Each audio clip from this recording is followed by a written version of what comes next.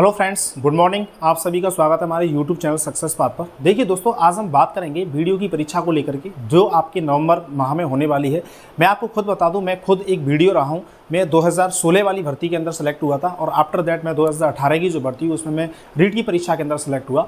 लेकिन मैं आपको बता दूँ, मेरी जो वीडियो की परीक्षा थी मैंने उसको कैसे क्रैक किया। और आपको शायद ये मालूम होगा कि RSMMB के द्वारा जो वीडियो की जो 2016 में जो परीक्षा बनाया गया था, जो पेपर बनाया गया था, कितना अधिक टफ बनाया गया था। उसकी मतलब कह सकते हैं कट ऑफ भी कम गई थी, क्योंकि बच्चे काफ़ी सारे ऐसे थे कि मतलब उस परीक्षा को समझ ही नहीं पाए थे, कम समय के अंदर इस काम को कर ही नहीं पाए थे। देखिए, इस परीक्षा की सबसे बड़ी विशेषता क्या है मैं आपको बता दूँ।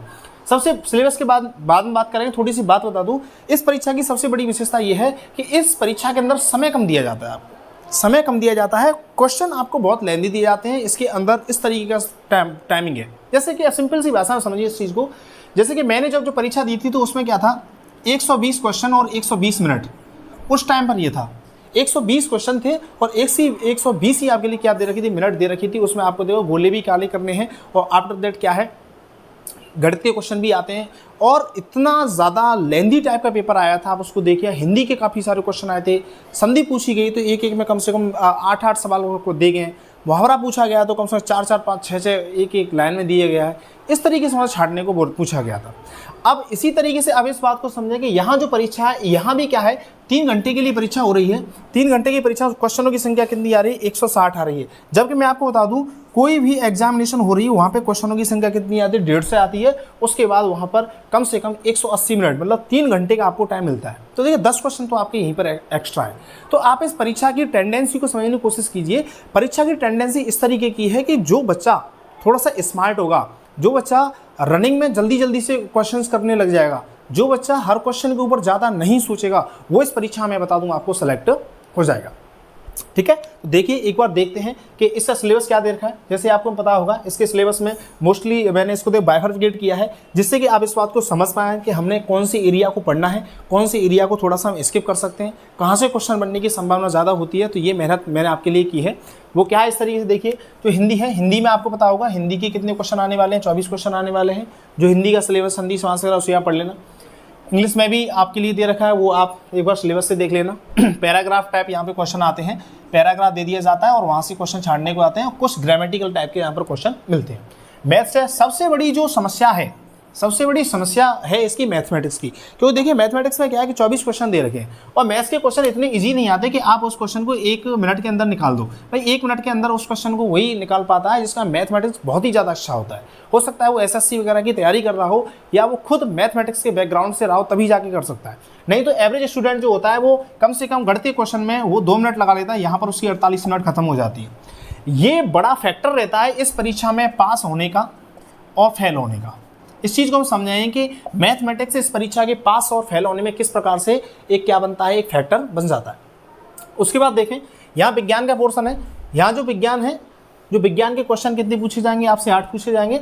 और जो करंट अफेयर्स है, यहाँ भी आपसे कितने क्वेश्चन पूछे जाएंगे, 8 आपसे क्वेश्चन पूछे जाएंगे। अब करंट अफेयर्स जो आपका दे रखा है, तो मैं आपको बता दूँ करंट अफेयर्स में क्या है, international level and national level की जो इम्पोर्टेंट जो संगठन है और इम्पोर्टेंट वहाँ पर कोई भी हाईलाइटेड बात हुई है, वहाँ से लेकर के आपसे क्वेश्चन पूछा जाएगा। यहाँ मैं आपको फिर भी एक बता दूँ, करंट अफेयर्स में आप अमेरिका से रिलेटेड जो भी अभी हाल में हुआ हो, अमेरिका की नीति से रिलेटेड जो भी अभी हाल में हुआ हो, या कोई ऐसा देश का राष्ट्रपति वगैरह जो हमारे देश के अंदर क्या है घूमने के लिए आया हो, भ्रमण पर आया हो, वहाँ से क्वेश्चन मिलेंगे। एक और टॉपिक दे रखा है इस करंट अफेयर्स में ही, संगठन करके टॉपिक दे रखा है। तो संगठन में मतलब जो बड़े बड़े संगठन है, जैसे कि हम बात करें UNO संगठन है, UNO का जैसे कोई उसका पर्सन, मतलब उसका महासचिव यहाँ पर मतलब इंडिया की विजिट पे आया हो, या कोई किसी या इंडिया का कोई व्यक्ति अभी सुरक्षा परिषद में या महासभा के अंतर्गत किसी पद पर हो, तो वहाँ से इसके लिए क्या है क्वेश्चन आपसे पूछ लिया जाता है। इस तरीके से आपको क्या है कि तैयारी बिल्कुल पिन पॉइंट करनी है एंड फोकस्ड करनी है कि कहाँ से क्वेश्चन बनने की संभावना रहेगी। उसके बाद जो विज्ञान है, विज्ञान में देखिए कहाँ से क्वेश्चन पूछे जाएंगे। तो विज्ञान का वैसे तो क्वेश्चन काफ़ी सारा दे रखा है सिलेबस में। एक तो डेली साइंस करके टॉपिक डाल रखा है, डेली साइंस है, and the satellite and the दूरसंचार एंड द इलेक्ट्रॉनिक्स, ये 3 टॉपिक दिए गए, एक इलेक्ट्रॉनिक्स और दिया गया है इस तरीके से। तो मैं आपको बता दूँ, इलेक्ट्रॉनिक्स से क्वेश्चन नहीं बनेगा, लेकिन जो दूरसंचार एंड सैटेलाइट, इन सब में ज़्यादा जो बेटर टॉपिक है वो क्या रहेगा, सैटेलाइट रहेगा। सैटेलाइट वाले टॉपिक से क्या है क्वेश्चन आपसे पूछे जाएंगे। जैसे अभी बात हूँ एक्शियम करके एक जो है जो अभियान चला है, एक अपने अमेरिका मतलब इंडिया का जो व्यक्ति है वो जो यूपी से था, वो मतलब नासा के वैज्ञानिकों से संपर्क में आया। तो इस तरीके के जो बहुत ज़्यादा इंटरनेशनल लेवल का या सैटेलाइट लेवल का जो भी अभी वर्ल्ड लेवल पर जो काम हुआ है, और विशेषकर जिसमें इंडिया जिसमें इंक्लूड हो, वहाँ से आपके लिए क्वेश्चन बन जाएगा। जैसे एक्सियम करके या करके है एक, वो देख लेना आप, ठीक है ना, वहाँ से ये क्वेश्चन आपका बन सकता है। अभी मतलब सैटेलाइट में कौन कौन से सैटेलाइट भेजे गए हैं, तो इस तरीके से यहाँ से क्वेश्चन आपसे बनेंगे। और देखिए क्या है, भूगोल। भूगोल का जो टॉपिक है, भूगोल का टॉपिक बड़ा डाइवर्जेंस टॉपिक है, बट लेकिन टॉपिक जरूर डाइवर्जेंस है, लेकिन भूगोल आपसे बहुत ज़्यादा सिंपल पूछी जाएगी। जैसे कि धाराओं से रिलेटेड क्वेश्चन पूछ लिए जाते हैं, और आपका जो क्या कह सकते हैं, पवन है, वायुदाव की पेटियाँ हैं, यहाँ से क्वेश्चन पूछ लिए जाते हैं। पहाड़ है, पत्थर है, ज्वालामुखी है, यहाँ से क्वेश्चन पूछे जाते हैं। वो भी मतलब मोस्टली बर्ड लेवल के पूछे जाते हैं। तो संसार इंटरनेशनल लेवल का भूगोल है, नेशनल लेवल का भूगोल है। तो नेशनल और इंटरनेशनल लेवल के में आपको क्या करना है, मैं आपको बता दूँ। नेशनल और इंटरनेशनल लेवल के में ये करना है कि जैसे इंडिया के अंदर जो भी पहाड़ है या जो भी मैदान है, ठीक है ना, और इस पहाड़ में या जो भी एरिया है, जैसे कि इंडिया का जो विस्तार है 4 भौतिक क्षेत्रों में है, तो 4 भौतिक क्षेत्रों में कौन से क्षेत्र के अंदर मतलब कौन सी चोटी ज़्यादा फेमस है। जैसे आप हिमालय की बात करें तो आपको हिमालय को बहुत अच्छे तरीके से पता होना चाहिए। जैसे कि हिमालय 4 तरीके से डिवाइडेड है, कुमायूं हिमालय वगैरह में डिवाइडेड है, ट्रांस हिमालय वगैरह में डिवाइडेड है। उनके बीच में मतलब जो गार्ज है उनको क्या बोला जाता है, ये आपको क्लियरली पता होना चाहिए। कौन से हिमालय की कौन सी चोटी ज़्यादा मतलब बेटर है, और चोटियों के क्रम के बारे में पूछा जाए तो कौन सी चोटी निकलती है। जैसे सियाचिन ग्लेशियर है, आपको सियाचिन ग्लेशियर के बारे में पता होना चाहिए, नुब्रा घाटी के बारे में पता होना चाहिए। तो ये जो नेशनल लेवल का जो ज्योग्राफी है, क्योंकि मैं इसीलिए आपको जोर दे रहा हूँ, यहाँ से क्वेश्चन आएंगे आपके 24 क्वेश्चन आएंगे, और 24 में से इतने सरल क्वेश्चन होंगे कि हो सकता है 24 में से आप 20 क्वेश्चन तो आसानी से अटेंड कर सकते हैं।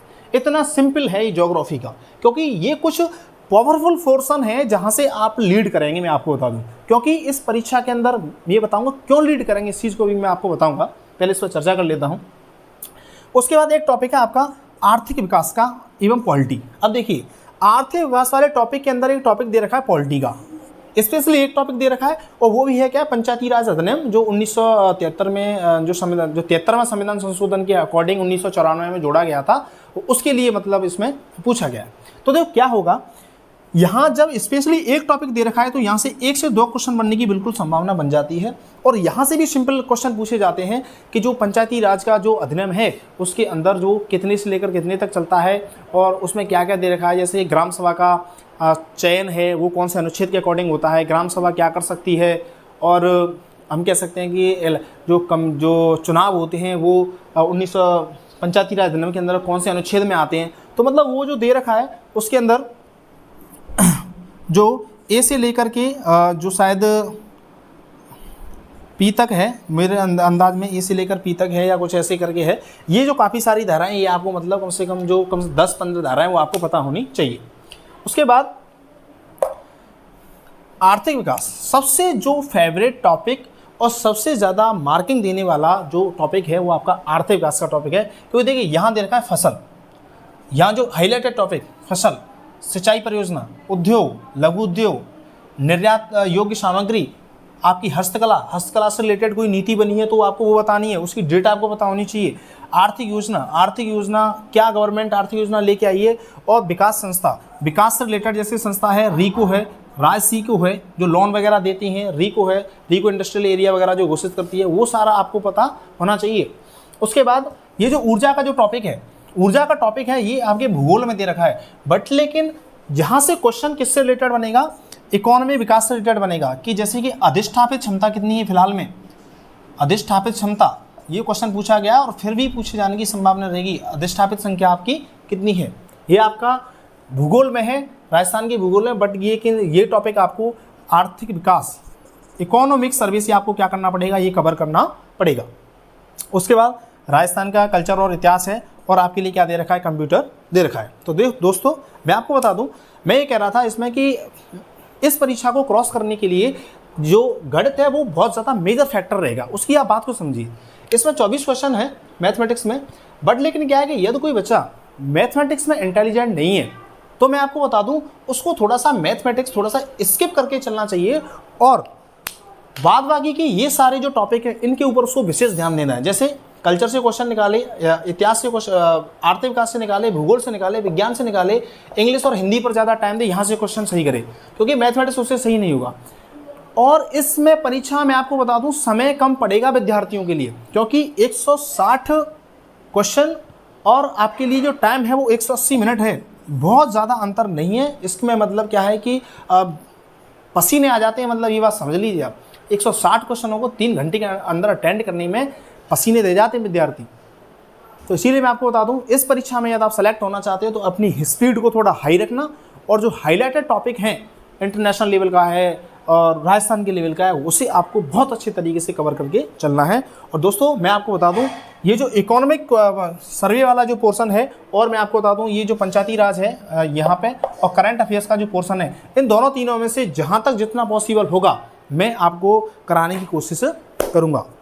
और एक चीज़ और, यदि आप भूगोल पढ़ रहे हो इस परीक्षा के लिए, तो इस वाली बुक्स को आप लेके आएँ। महेश कुमार बर्णवाल की बुक आती है, और महेश कुमार बर्णवाल की बुक में से उन्हीं टॉपिक्स को पढ़ें जो आपके लिए दे रखा है। जैसे हिमालय का टॉपिक दे रखा है, और जो पूरे विस्तार को पढ़ लें। उसके बाद पहाड़ है, ज्वालामुखी है और पर्वत है, उन सारे टॉपिक्स को यहाँ से पढ़ें। बिकॉज इस परीक्षा में मैंने देखा है कि जो ल्यूसेंट की किताब है वो क्या हो जाती है, फेल हो जाती है। ल्यूसेंट यहाँ पर काम नहीं कर पाती। एक आपको बहुत अच्छी किताब पढ़नी पड़ेगी, तब जाके आपके क्वेश्चन बनेंगे। और एक चीज़ और, आपको इस परीक्षा की, वीडियो की परीक्षा की तैयारी करने में बहुत अधिक फायदा है, क्योंकि जो रीट का कैंडिडेट है अब वो रीट की तैयारी करेगा, क्योंकि वो नवंबर तक का टाइम यदि वो इस परीक्षा के चक्कर में लगा देता है तो मैं आपको बता दूं वो रीट में पास नहीं हो पाएगा। इसीलिए वीडियो की फोकस्ड तैयारी है। जो वीडियो की तैयारी कर रहा होगा ना, वो वीडियो में सेलेक्ट हो जाएगा। बिकॉज जो रीट के चक्कर में आ गया, जो रीड भी करने की सोचे और वीडियो भी करने की सोचे, तो इसके लिए इतना इम्पॉसिबल खेल हो जाएगा, और ऐसा हो सकता है उसके हाथों से दोनों निकल जाए। इसीलिए आप बहुत अच्छे तरीके से जो वीडियो की तैयारी में लगे रहें। और एसआई का जो विद्यार्थी है और आरएएस वगैरह की जो प्रिपरेशन कर रहा हो, वो वीडियो की तैयारी करे, वो इसको क्रॉस करेगा। ठीक है, तो मिलते हैं। वीडियो से रिलेटेड जो भी आपको कंटेंट पूछना हो मैं आपको बताने के लिए तैयार हूँ। 8 से लेकर के Z तक की जानकारी आपको वीडियो से रिलेटेड दी जाएगी।